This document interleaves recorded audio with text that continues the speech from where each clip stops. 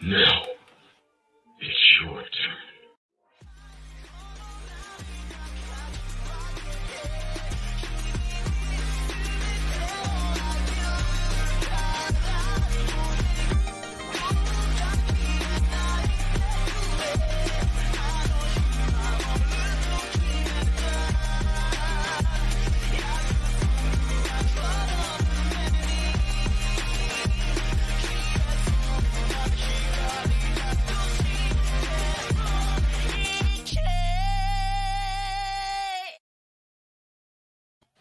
Fear not, citizens, hope has arrived because the amateur otaku is here talking My Hero Academia chapters 372 and 373. I am your host, Michael Thomas. Joining me is Mad Doc, Isaac Wolf. Isaac, it's been a few weeks. How's it going, my dude? Yeah, I'm exhausted, but otherwise I'm good. Yeah, I feel you. It is Thanksgiving week here in the United States. So thank you all for taking time out of your holiday schedule to go over My Hero with us. There's no break this time going into Sunday, so that's going to be fun. We had a 2-week layoff. We delayed chapter 372 because we felt it made sense to just do both of these together. Brandon's not here for this one due to scheduling conflicts, but I think we're going to have a blast because these two chapters are very fascinating. First one is 372, Naked. We're picking back up where we left off with Shoji and Koda and President Mike going against Spinner in this liberation army, right? And Isaac, I want your thoughts on how this entire arc is kind of, or section of the arc is breaking down, because you missed the last couple episodes because again, scheduling conflicts. But how do you feel Horikoshi's handling this whole civil war essentially with Shoji and Spinner? I think they handled it right. Okay. Backtracking for a second here. Mm-hmm. I know that this might not be my. I can't speak. Oh, okay, sorry for being somewhat political here. I can't speak 100% on how it is with the whole when it comes to racism and all that. I'm a white dude and all that. Yes, but at least when I read it, it feels like Horikoshi sort of like took his time to not doing sort of like a act as if he thought he knew how to write about it, but did this whole sub arc or whatever you want to call it, because it's an arc within an arc. Yeah. With care. It feels. I don't know if I would say genuine, but it does feel like it took some serious effort in making this feel sort of like natural within the story and proper. Yeah, and just it's handled well, kind of deal. But like I said, I don't.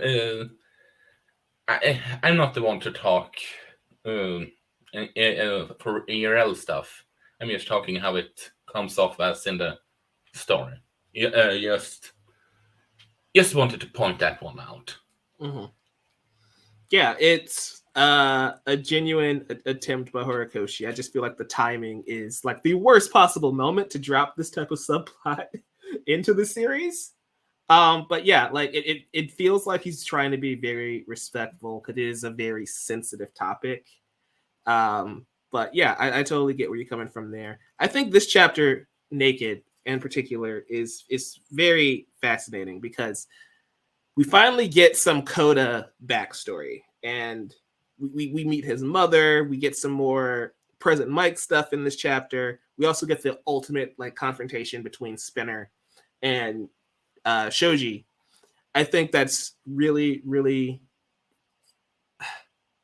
fascinating how he kind of goes about it, right? And we see that Koda's mother is essentially a mutant, right? But his father is not. Kind of just showing a blended, mixed family and how those struggles still affect the kids in that relationship and how it's all kind of handled there. I do love that his special move is called Hitchcock Birds. The film fan in me thinks that's a very funny homage to Alfred Okay, Hitchcock's The Birds. now I realize that. Why did I think of that before? Yeah, it's Horikoshi being real cheeky again. Like, see, if you know, you know. I might not be knowledgeable in all the Hitchcock movies, but even I should know about that one. It's very blatant. So if you know anything about Hitchcock, yeah, I'm surprised that it didn't click with you at first, but I found it very, very funny. But as we go through, it's a lot of action stuff, and we get flashbacks of Shoji's past and the girl that he saved and the scars that he has now and how he is trying to be better than mere Avengers. It's something that he yells, right? And he is starting to get through to these people, and Spinner is starting to lose them. And Spinner is just ugly now, right? He's got all these like scales, and his evolution has gotten to the point where he's unrecognizable. And Isaac, what do you think's going on here? Do you think it's just like Trigger, or do you think this like a quirk that was latent? Like, we still really didn't get that confirmed yet. It's probably something that all for one put inside him kind of deal. And truth be told, he is just one step closer to become a true kaijin. They need Godzilla to take care of him. Yeah, he's going. Excuse me. He is gone full Godzilla, essentially. I do like how the quest is to find Kurogiri. And Kurogiri has always been one of the more interesting characters on the villain side from the first time he's introduced, right? Because he's like the guardian, the protector of Tomura Shigaraki. Then we discover that he's actually a Nomu, then we discover he's Shirakumo. And so the quest to get Kurogiri being like the ultimate trump card, having his warp gate in this battlefield, it's essentially like when the heroes almost lost to Eraserhead's quirk, right? It's that big a deal in a fight like this, where Shigaraki can just warp out of his fight with Izuku. That I think it's interesting how this character who's been dormant for so long is now like the most vital character in the entire series. We get to the hospital and we see Yoshi again, Dr. Yoshi, and a couple of other doctors here, like standing their ground. We even see Dr. Toad in a flashback. And or shouldn't it be Toadette, since it's it looks female? one of the doctors here in this chapter, I could have sworn was male, but you know, I'm not gonna say you're wrong here. "Quote unquote," Toad look female in that panel, but I don't know. Yeah, I think it's really heartbreaking what they're doing with Spinner in this chapter. And we see him like the monster in him is starting to be shed away a little bit. And we're seeing his inner monologue of he wants to do this for Tomura's sake. He wants to be Tomura's friend and support him in any way he can. And he even yells, "I've got my allies behind me," because he's been alone this entire time. And then he turns around and they're all gone. Do you think it was because, again, like you said, we're in a mini arc. It's an arc within an arc. Do you think this was a satisfying? It's not a conclusion, but like a satisfying turn where this entire army kind of just, through the words of Shoji Tentacle, they just accept what he's saying and stop following Spinner. I feel like that was maybe a little too fast of a turn. I was just gonna say the same thing. Maybe you need 1 or 2 chapters more. Maybe. Yeah, maybe. Yeah, go on. No, I was just gonna say maybe. It's weird because I feel like the pacing, again, I think it's just illy timed to drop us in such a sensitive topic, such a sensitive issue with no build-up, and we're cutting away from Deku versus All for One. Again. Yeah. So it feels like, one, this is dragged on too much, but on the flip side, also feels like, yeah, this resolved too quickly. And that's my problem with this entire section of the arc so far, where it was never going to be a necessarily satisfying conclusion for me. But I wanted your take on it. Like I said, it's hard for me to 100% go into how it executed, all things considered. So it just. I mean, And if you after, find it entertaining, like, do you think it's a yeah, well-paced story? but for me, when it comes to stuff like this, be it as in they want to tackle heavy stuff, be it mental struggle, racism, sex. You get what I mean. I think you need to be. I should put it. You need to be more careful. You need to talk with people that suffers from it. Do research, kind of like that, and to properly represent it on the paper, on the screen, and all that. Yes, in order to just, I don't know if I would say offend people, but not being disrespectful, at least, might be the right term here. Because I have say I suffer from PTSD for those that don't know, and I know how I have felt when I have seen stuff that don't know jack shit about PTSD and act like they do behave it. So in that regard, even though it's not the same thing, you catch what I mean? Yeah. Yeah, totally. It's one of those things where it's, again, I feel like it's just weirdly timed. It's a catch-22. If you spend too much time here, you run the risk of it becoming frustrating because we just left the biggest fight in the entire series. But if you don't spend enough time here, you're underbaking the story that is so important to so many people. It's hard. And I get where you're coming from, where it's like, yeah, Horikoshi probably should have sought out a little guidance when it came to this. Like, at least the subject matter is being handled in a decent way, even though we're having like standard story issues with like the pacing and the timing and the plotting, all that stuff. At least there's nothing here that'll outright offend anybody, which you run the risk of when you tackle such a sensitive topic in a Shonen Jump manga. I love how this final page, we have Kurogiri locked up, but we have the pursuit, and we have President Mike chasing after him, yelling at Shirakumo, with Spinner yelling Kurogiri, and it's like, what is going to happen? I think this is why it was very intentional on Brandon's part for us to review these these chapters together, because leading into this next one is when things get real. This is chapter 373, titled Friends. We have this wonderful color page illustration by Horikoshi. It's pulled up on the screen here for the audio listeners on the YouTube channel. But this is so great, right? Because it's half Kurogiri, it's half Shirakumo. And it's like, I mentioned this to you guys before. Do you think President Mike is able to pull him out of this, or is he just going to be forever a ghost, a zombie essentially in this situation? I will be completely honest.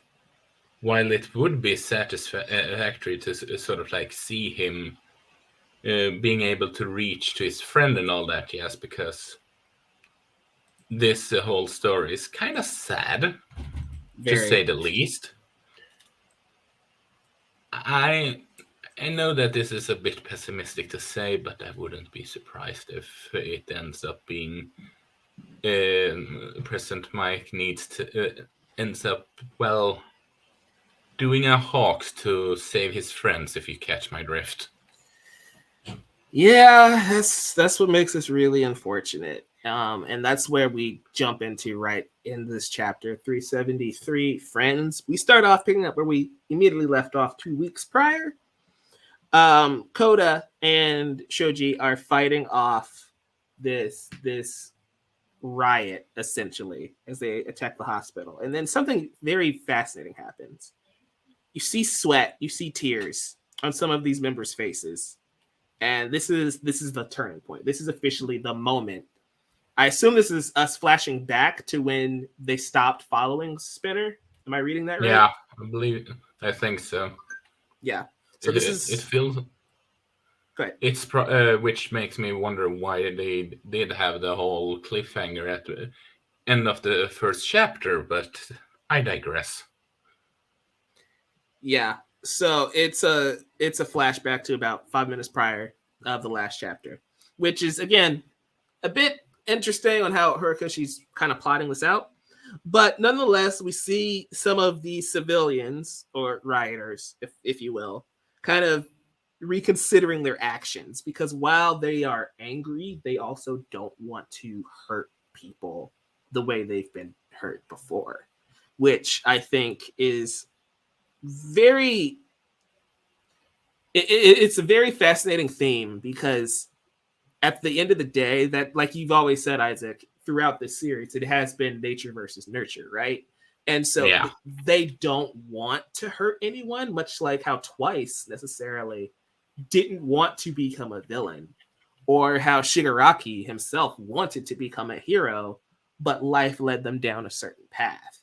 But I do think it's very mature of them, these adults here, to realize that before it's too late. They already inflicted a lot of damage, but luckily they're not aiding all for one like they would have been if they broke Shirakumo out. Or Kurogiri. I'm confused on what to call this creature at this point. Do you think this was a satisfying kind of turn of events here? Now having this context of they came to this own conclusion, not necessarily from Shoji's words, but from the words of their peers also being like, hey, maybe this is wrong. Maybe we shouldn't be doing this. It make the whole turning point feel more natural. Yeah. If I'm being honest. I mean, the first chapter isn't badly written, don't get me wrong, but it's sort of like you maybe should have the structure that's a bit better. These two chapters a bit differently. It's one of those things where, and I hate that we say this as much as we do, but in the anime, this probably plays off a lot better. And I think probably some of the issues with Horikoshi as a writer, and this isn't even a knock on him, but like the way he writes his stories and plots them out, they don't necessarily work week to week in the form that they're given. If My Hero Academia was a bi-weekly series, I feel like a lot of these would read a bit better because we're able to take them 2 chapters at a time, like we just did now, and we have the full context, right? So I feel like you're right. Yeah, the content itself wasn't bad, but I feel like My Hero Academia struggles sometimes because it is a weekly series as opposed to a bi-weekly or a monthly series. But hey, it gives us something to look forward to every week, so I can't complain. Yeah. It should be. The more I read, the more I'm just thinking about how should this story end, because it does feel like it's you can just do in a lot.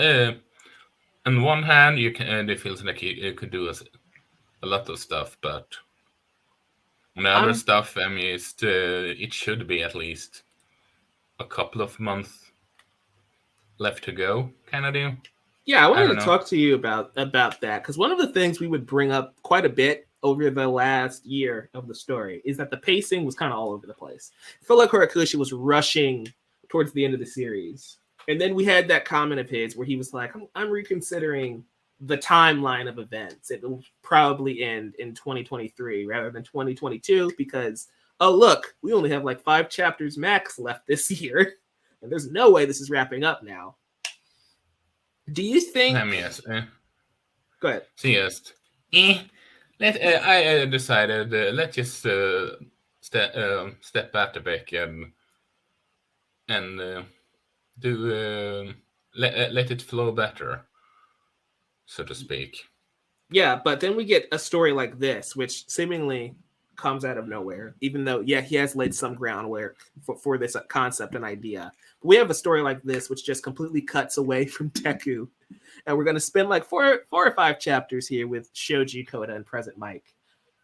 Do you Honestly, think that was always within the cards, or do you think that was Horikoshi saying, you know what, I can let the story breathe a bit. We're going to wrap these other character arcs up a little bit. I mean, we have talked a bit somewhat of that they were doing a Shippuden kind of gonna fight the Liberation Army after defeating All for One kind of deal. Yeah. Let them be like the Akatsuki. I was wondering, now that you're saying this, if he had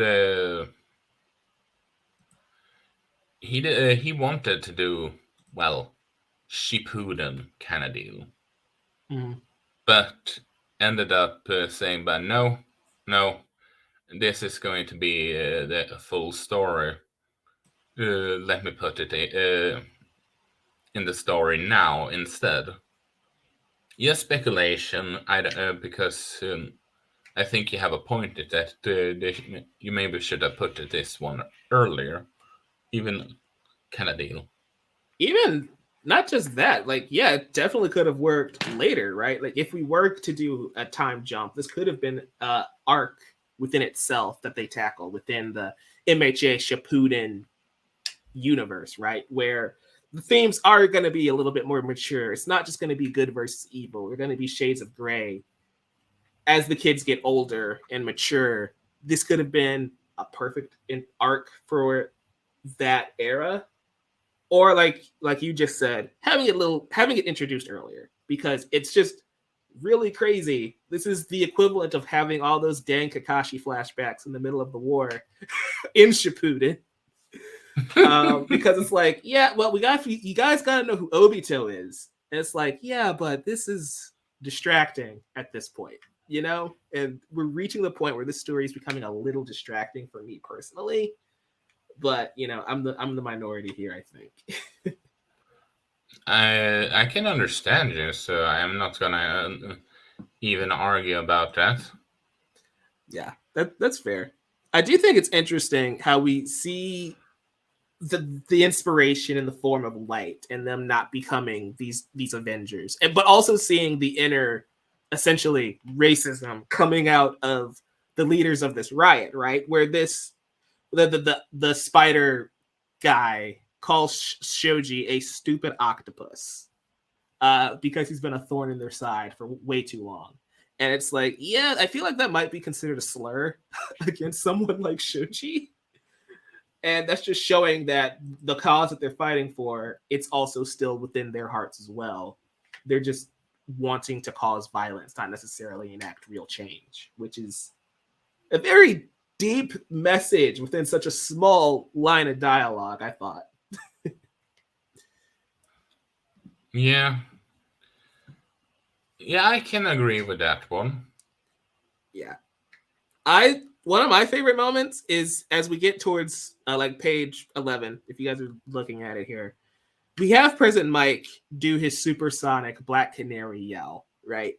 And he just knocks the scales clean off his spinner to the point where Spinner is back to his normal size, and we kind of see him shedding throughout this point anyway. And I think this kind of goes back to the idea of this being more of a form of trigger rather than All for One necessarily giving him a quirk, because I think you can argue that at this point it might be wearing off, or All for One just gave him a crappy quirk. It can go either way. I mean, the reason I also say All for One giving Kirk, you see that I can't recall what chapter it was, but yeah, there is a chapter where you can see him hold his hand at his spinner's face and sort of like indicating something that happened. And didn't he say that his quirks that he has in himself, All for One, is sort of like copies of copies or something, which makes them not completely stable? Yeah. That is very true. That is a very good point. That was That was a while ago. I think that was a good 15 chapters ago, maybe, where we saw that scene happen. But yeah, you're totally right. I do love how his motivation, and we see Shigaraki's father's hand on the ground, and that's why he's like, all I ever wanted was to follow him until he could stand tall. And Spinner is he's the best homie, right? Like he's doing all of this just to support his only friend, because even the people in the League of Villains, in the Liberation Front, don't care about Spinner, really. It was really only Shigaraki who truly cared enough about Spinner to give him any time. I thought that was really, really great. And then we have President Mike flashing back to the three dumb amigos, Shirakumo, Aizawa, and himself. And the line where he's like, our friend has already lost an eye and a leg. Let's not take away these memories from him too. That was kind of heartbreaking. it was pretty which makes me believe even more that there is a chance that President Mike has to cut his Nomo down, if you catch what. Yeah, he even says that. He's like, hey, if you're in there, come back to us. If you're not, let us just have the memories. And that's essentially the line of like, I will take you out if I need to, because you are no longer Shirakumo. That's when we have this fantastic moment where Spinner goes plus ultra, has the strength to get up, and he picks up the hand, puts it towards Kurogiri's face, and he awakens. And the panel just ends with, I am the protector of Tomura Shigaraki. But we still see Shirakumo's eyes, and we still see part of his nose, and like the tape he would have over his nose. And so I'm not convinced that Shirakumo is lost, but what's your take on this last couple of panels here, Isaac? Well, first and foremost, so does this mean that Spinner and Shigaraki bonded over League of Legends? 1,000,000%, yes. And two, I think this whole you can see his face kind of deal is deliberate from an artistic / story perspective of it's gonna hurt even more if it come to this that he might I might as well say that he needs to kill this Nomo off kind of deal. Yeah, it's sort of like a traditional comic book / manga trope. Those that are important, give them different designs. Those that are not, just color them like the same models.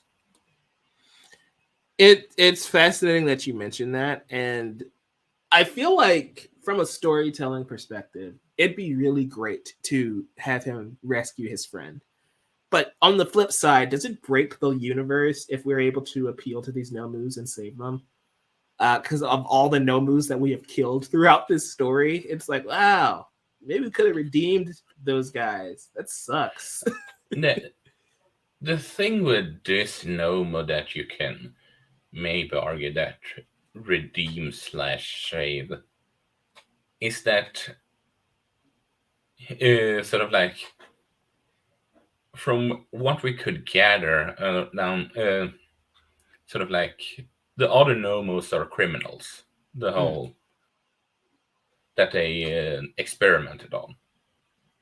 With this fella, he wasn't a villain. He was a young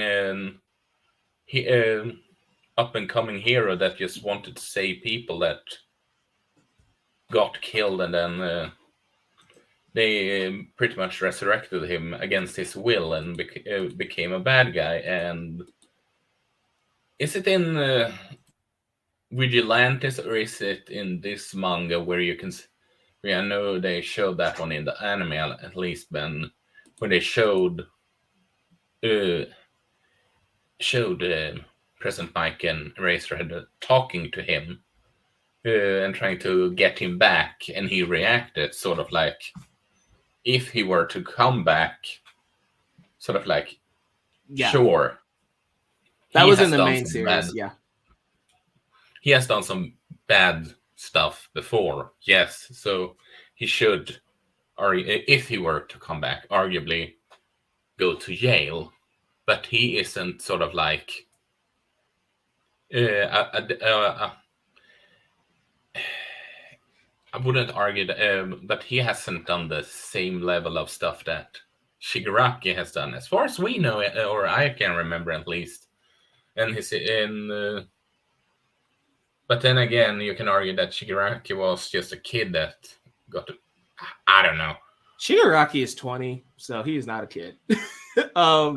When he was, when he became, when they took him in, he wasn't an adult.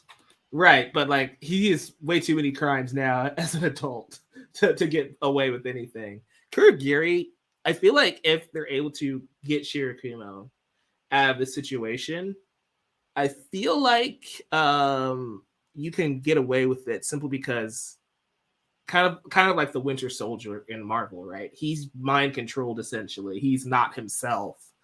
Can you really charge him for the crimes of All for One? And Dr. Garaki, when he had nothing to do with that, if he comes back to being his old self again, I feel like you can explain it that way and it'd be passable, especially if he helps the heroes in any way take down All for One and Tomura.